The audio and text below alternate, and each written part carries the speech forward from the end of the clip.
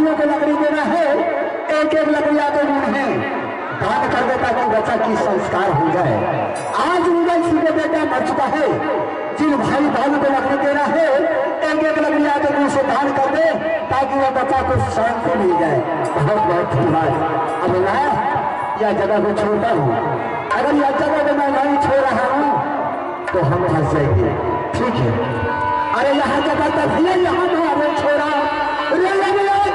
सुनो बोला, सुनो चाचा रे देवा के देवा चलो बना बन जा, लेकिन देवा रे किरा भला से बढ़िया चाले बना बन जा, चलो बहादुर भला से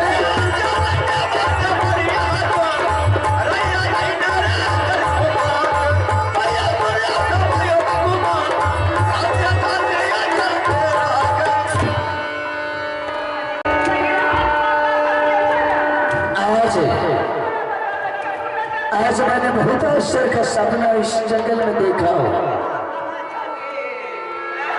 सपना मैंने ऐसा देखा हो कि बोलने से मेरा कलेजा कांप उठता है। आयुष्मान आप हैं महादेव मुखिया बाबू, जिन्होंने शानदार 11 रुपये दान दिए हैं। महादेव मुखिया बाबू के समस्त परिवार की सुख शांति की मंगल कामना हो। जय हिंद, जय भारत।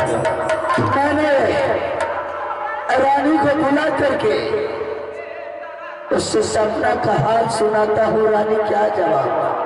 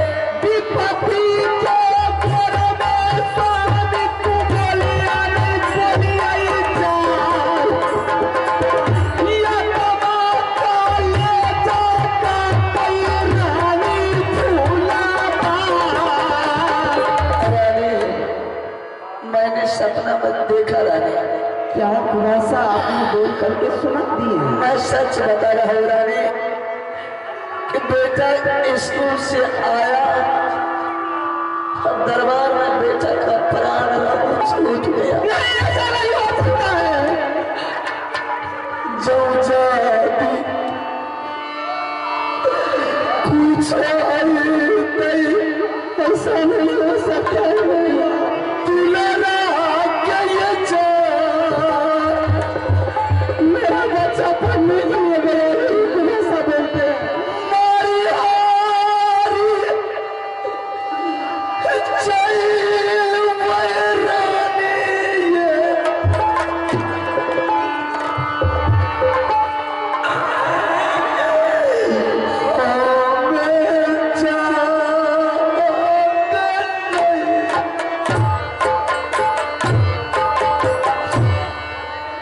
अगर आपके मन में ये बात है, इस तरह की वातावरण आपके मन में चल रहा है, फौरन में भी तुला का दरबार मुझे जाना चाहिए। जब तक बेटा को नैन से नहीं देखेंगे रानी तब तक मुझे चैन नहीं मिलेगा। मैं कहती हूँ अभी चलिए। जिस बेटा के लिए वह दुश्मन ने मुझे शराब दिया रानी, अगर उस बेटा को कुछ हो जाएगा रानी तो मैंने इस जंगल में आत्महत्या करके मर जाएगा। चल रानी राजभवन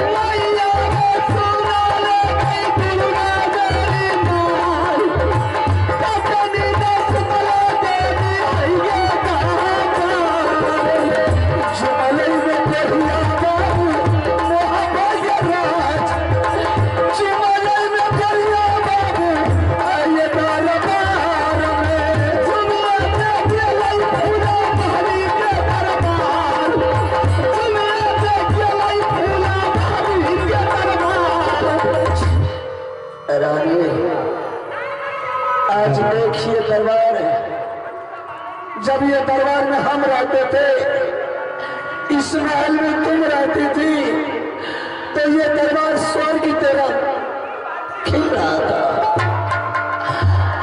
और आज ये दरबार देख रहा हूं रानी, तो ये दरबार आज शमशान घाट की तरह दिखाई पड़ता है। सरदार के बिना दरबार सुंदर लग रहा है। रानी इस राज से तो कोई लोभ ना लालच है, ना किसी से मतलब है। मतलब सिर्फ मुझे बेटा से है रानी, जो कि मैंने आज जंगल को छोड़ करके बेटा का पता लगाने के लिए दरबार आया हूँ। बेटा को आवाज लगा रानी, ताकि बेटा आवाज सुन करके आ जाएगा। एक बात मैंने आज सब की देख रही हूँ, और इस दरबार में किसी को नहीं देखता हूँ रानी कि किससे जा करके पूछूं कि मेरा बेटा आया है या कि नहीं आया। क्या देख रही है? आइंदा दूसरे रोज मैंने देखती थी कि मंत्री जी दरबार में पहरा जगाया करते थे, करता था रानी, लेकिन आज देख रही हूँ कि मंत्री जी दरबार में सो गए। सो गया?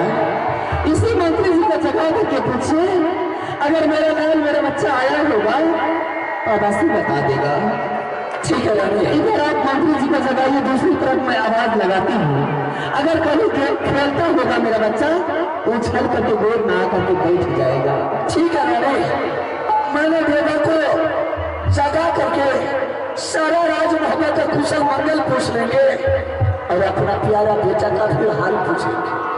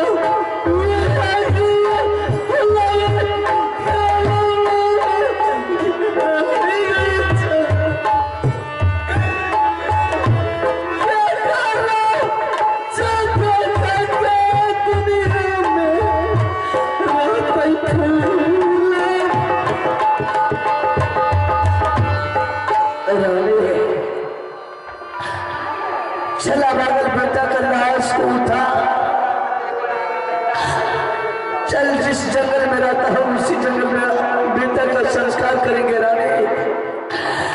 राजमहल में बेटा का संस्कार नहीं करेंगे। अगर राजमहल में बेटा का संस्कार करेंगे रानी, वो दुश्मन सैयद बोलेगा कि उदय सिंह तुम तो राजमहल को छोड़ करके चला गया, लेकिन तुम्हारा बेटा मर गया तो मेरा ही राजमहल में तूने संस्कार किया।